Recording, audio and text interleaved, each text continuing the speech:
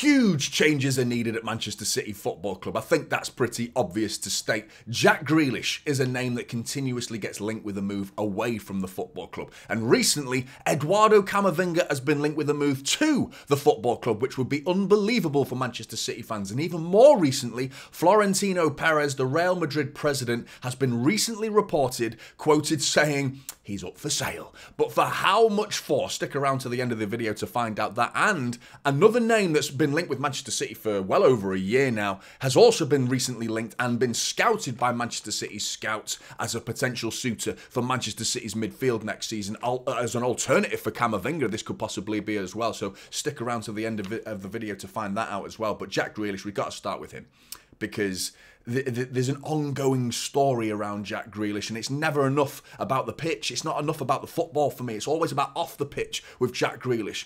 And while people are saying, well, leave him alone, let him have his life, you know, that's the life of a footballer, I'm afraid. If you go out and party and get yourself shit-faced in your private lifestyle, albeit I think that's fine, and if you want to do that, that's fine, you've got to cross that white line. You've got to play on that football pitch to the best of your ability. You've got to be hitting the heights of Manchester City Football Club on the pitch. And if you don't do that, all you've done is just give the ammunition to the media, to the rival fans, and even to Manchester City fans to have a pop at you, you know? Jack Grealish is doing exactly that right now, because you look at the treble-winning season for Jack Grealish. While the goals and assists weren't there, he was clearly, evidently, a massive component to our success in our treble-winning season. You know, and I think that's been, from that point, from the moment he lifted that Champions League trophy, it's just been a steady decline for Jack Grealish, and he's just nowhere near that level of player that we signed in that season. You know, the season before that, it took a little while to get used to it, but the treble-winning season was him peaking at Manchester City, it seems.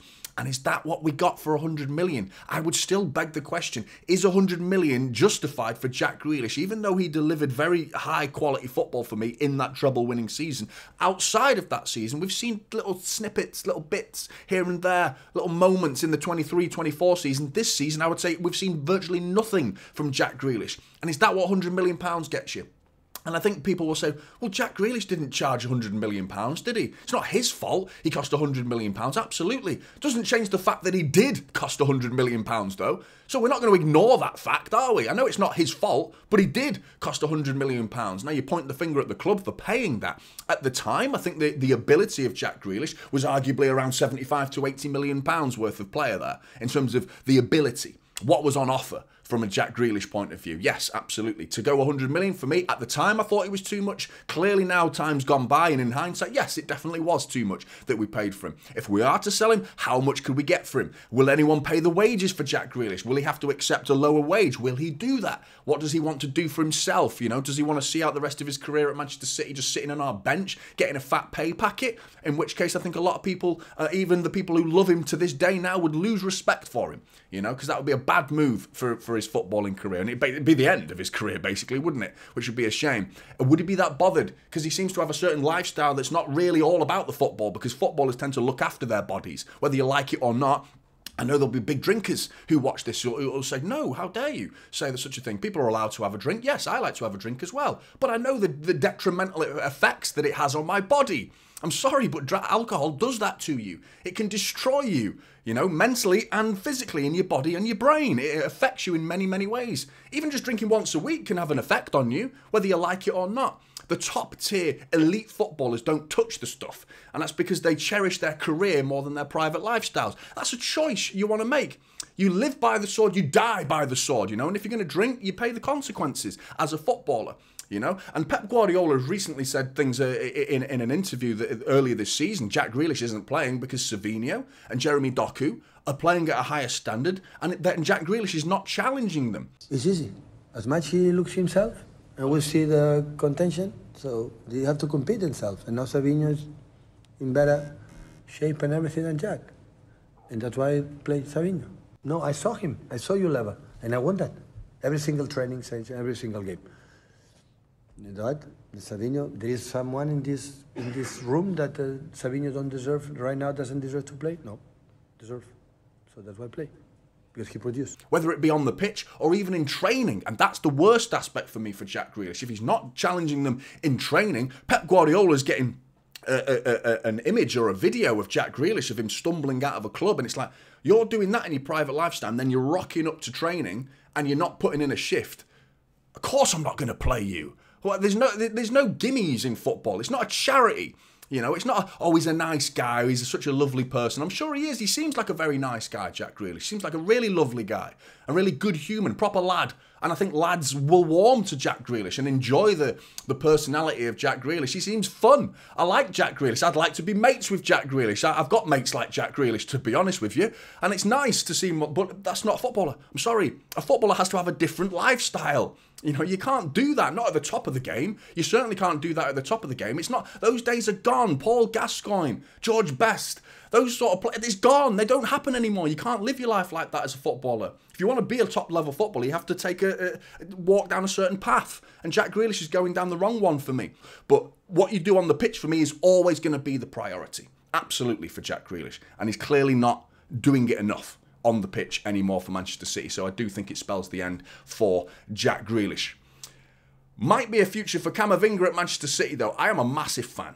I'm a massive fan of Camavinga. I think he's splitting hairs at Real Madrid, though. There's mixed opinions from the Real Madrid fan base, from Perez as well. He's not too happy with the performances of Camavinga. Well, I'm a big fan of Camavinga, and I think he would contribute massively to a Manchester City midfield. The reports are continuously suggesting that Perez and the fans are fed up with him, though. The game time that he's getting this season, he's missed 25 games this season through injury, Eduardo Camavinga. So you have to factor in there's been there's been 3 different isolated incidences of injuries for Camavinga this season. So, I mean, question for the City fans as well. Do you want to sign a player that's arguably picking up this many injuries in the space of one season? Is he injury prone? I mean, he's only 22 years old, so, I mean, he's picking up this many injuries. Is that a concern? Because injuries have been a big problem for us this season. The original reports came from Frechades, the most unreliable publication in Spain, in all honesty, to be honest. But they are a bit of a mouthpiece for Real Madrid, as and when it suits Florentino Perez. But this news came from a publication when I pricked my ears up a little bit and I thought, hang on a minute.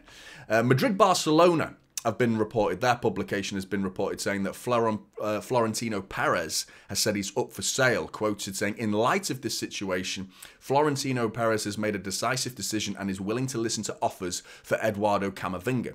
To facilitate negotiations, he has already set an asking price for the French midfielder. According to sources close to the club, it has been heard in the offices of Santiago Bernabeu, if they offer 70 million euros, he can leave. Which is a very fair price for me. If 70 million euros, his market value is above that right now. So if they're thinking 70 million gets the deal done, I'd be paying 70 million right now because I think he's an absolute talent.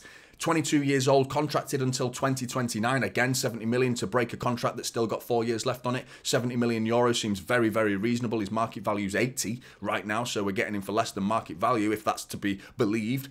The ears that were listening in with a little cup on the doors in the meetings in the Santiago Bernabeu, you wonder how much truth there is to it.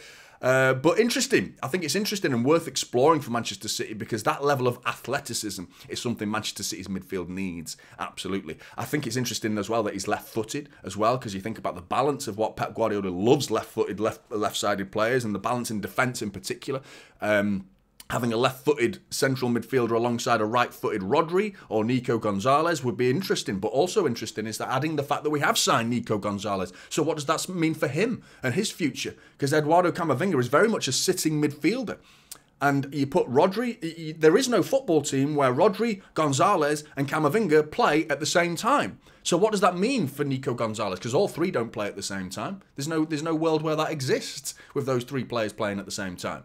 So, interesting to see what the future plans are for Manchester City. There is an alternative name that keeps cropping up for Manchester City targets in midfield as well, and City reportedly scouting Adam Wharton, which I think is an underwhelming name, just because he's called Adam Wharton. It's not Adam Whartinho or Wharton Vinga or something exotic like that. Adam Wharton. It's not quite the same oomph to it, is there?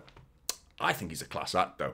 He's a year younger as well than Camavinga as well. And you have to factor in, it's not really a fair comparison. I do think they're quite different in players. They've got similar athletic abilities. Like, they're very athletic-orientated midfielders. There is a difference in the way they play the game, though. I think Adam Wharton's got a little bit more of an eye for an attacking side of things in terms of his ability to go forward. He tends to trod the spine of a midfield. Camavinga's got a little bit more versatility as he's been seen playing left-back. We haven't seen Adam Wharton do that ever, so it'll be interesting to see if that versatility plays in a part into the thinking of Pep and the board as to why they're targeting Camavinga. Adam Wharton can play in an attacking midfield, though, for me, so I think that there's a different type of versatility, more vertical versatility, rather than in the defensive area, which is what Camavinga tends to offer. Both left-footed as well, which I think is interesting. The fact that they're both left-footed and equal sort of target there for Manchester City. You're going to pay the English player tax, though, for Adam Wharton. So while his market value is almost half of Camavinga right now, I think you're going to be paying probably close to the 70 to 80 million pound mark to sign Adam Wharton. But I stress he's a year younger. I don't think it's entirely fair to compare the two, to be honest, because I think you're talking about a player that's played with Blackburn players and Crystal Palace players versus the elite superstar players that he's been surrounded by Real Madrid superstars, Camavinga. So that elevates your game. When you play with better players, you raise your game. If you're Adam Wharton, you're playing with Crystal Palace players, they will bring your game down to the Crystal Palace or Blackburn level, you know. So it'd be interesting to see what City see in Adam Wharton as to whether there's a future, a bigger, a blossoming player there that could grow to become an even better player than Camavinga. But Camavinga, for me, right now is a level above Adam Wharton, right now. That could change. He is a year younger, don't forget that. The English aspect, I think it has to be played in, because if we are to get rid of Jack Grealish, which sounds is getting more and more likely as things progress, I also think that we obviously need the English quota. Those boxes need to be ticked for Manchester City. We need that certain number of English players. Adam Wharton, of course, is English. He's familiar with Blackburn as well, which is local to Manchester City, which is a northwest area. So he'll be familiar with the area, which might help him as well. But I think it's interesting. What do you think, though? What do you think about Jack Grealish? Do you think he's on his way? Do you think he has a future at Manchester City? And if he does, where do you see him playing? In the midfield, potentially? Alternatively, Camavinga, would you be happy with Camavinga? Or Adam Wharton, would you be happy with Adam Wharton? Let me know your thoughts. Like and subscribe to Typical City, and I'll see you in the next one. This is Typical City now, holding up silver.